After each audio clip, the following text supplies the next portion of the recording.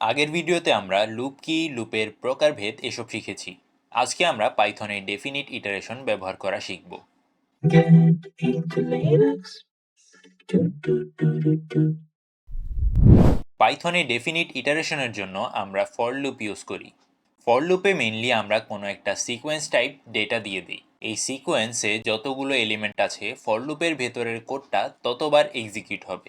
ধরেন আমি একটা ভ্যারিয়েবল নিলাম, name is equal to Mofiz. খেয়াল করে দেখেন এটা কিন্তু একটা সিকোয়েন্স টাইপ ভ্যারিয়েবল। এটা কতগুলো ক্যারেক্টারের sequence.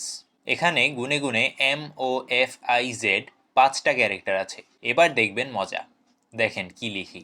For i in name print আমার নাম মফিজ, ভাড়া হইছে 30। দেখেন প্রোগ্রামটা রান করলে কি হয়।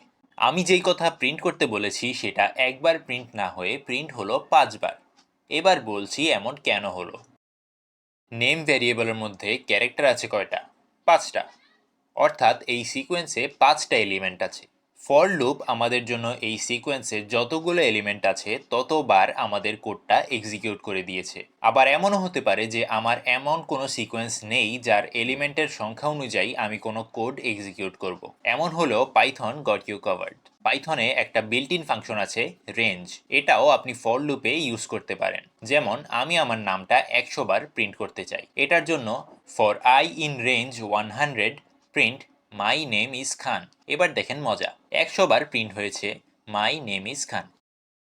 ইনশাআল্লাহ পরের ভিডিওতে আমরা ফর লুপ দিয়ে সেরা একটা প্রজেক্ট করব। আজকে তাহলে এই পর্যন্তই। আল্লাহ হাফেজ। ta ta ta ta ta ta ta ta ta ta ta ta ta ta